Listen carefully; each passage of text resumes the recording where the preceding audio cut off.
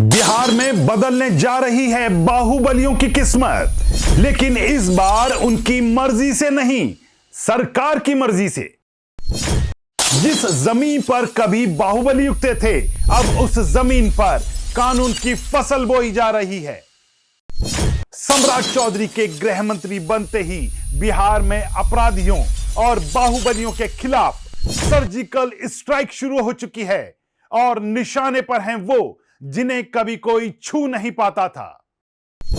अब बिहार में डर का व्यापार बंद और कानून का कारोबार शुरू। कौन कौन है रडार पर, खुलासा सिर्फ यहां। योगी मॉडल की झलक अब बिहार में, और सबसे ज्यादा बेचैनी उन्हीं को जो कभी खुद को बिहार का कानून समझते थे। नमस्कार, आप देख रहे हैं YBN बिहार झारखंड और मैं हूं दीपक गौड़। बिहार में राजनीति चाहे जितनी बदले, लेकिन एक चीज कभी नहीं बदली, अपराध और बाहुबलियों का पुराना गठजोड़। लेकिन इन दिनों बिहार में जैसी सियासी हवाएं बह रही हैं, लगता है यह कहानी अब बदलने वाली है। गृह मंत्री सम्राट चौधरी के आते ही पूरे बिहार में जिसे लेकर सबसे ज्यादा चर्चाएं हैं, वह है बाहुबलियों पर सर्जिकल स्ट्राइक मॉडल और योगी मॉडल की तर्ज पर ऑपरेशन हाफ एनकाउंटर, या यूं कहें कि ऑपरेशन एनकाउंटर लंगड़ा।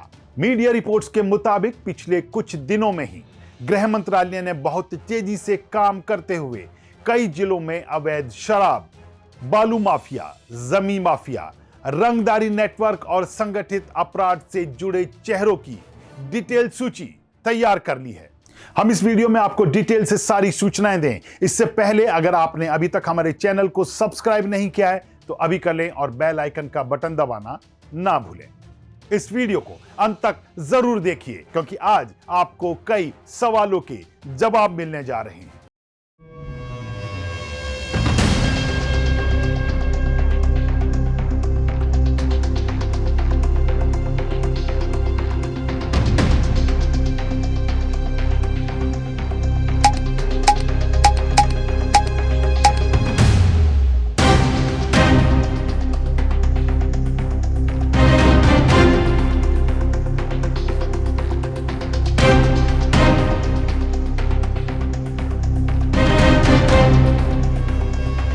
तो आपको बता दें कि कुछ रिपोर्ट्स में सामने आया है कि बिहार के कई जिलों में ऐसे कुख्यात अपराधियों की पहचान कर फाइल तैयार कर ली गई है, जिनकी संपत्ति और अपराधी नेटवर्क पर जल्द बड़ी कार्रवाई हो सकती है।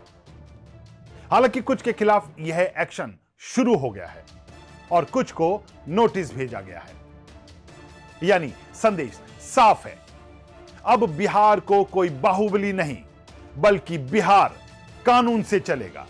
असल में गृह मंत्री बनते ही सम्राट चौधरी ने एक लाइन बोलकर पूरे बिहार के अपराध जगत को झटका दे दिया।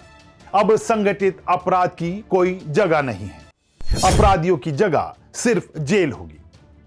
इस बयान का असर तुरंत दिखाई दिया।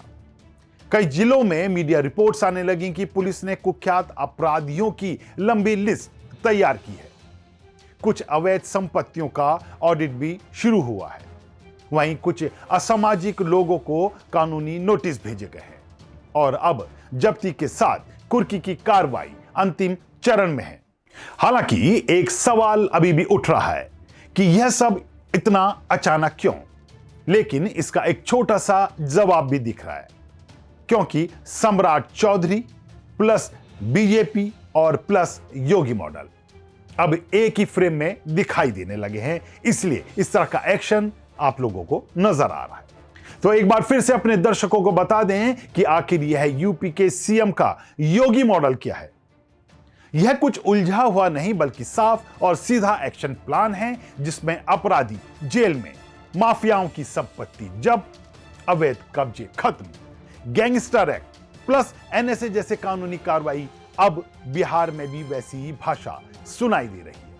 ऐसे संकेत है कि जरूरी पड़ी तो गैंगस्टर एक्ट, CCA और जब्ती, यह सब भी बिहार में बहुत तेजी से और जल्द लागू होगा। यानी कानून का हाथ अब सिर्फ पकड़ने वाला नहीं, तोड़ने और मरोड़ने वाला भी होगा। मीडिया रिपोर्ट्स के मुताबिक गृह मंत्रालय की एक्शन वाली सूची में शामिल हैं शराब माफिया, बालू माफिया, भू माफिया, रंगदारी नेटवर्क, कुख्यात गैंग वाले अपराधी और कुछ राजनीतिक सपोर्ट वाले प्रभावशाली लोग। यानी पहली बार ऐसा नजर आ रहा है कि छुआ नहीं जा सकता वाली श्रेणी अब पहले नंबर पर कार्रवाई की लिस्ट में है।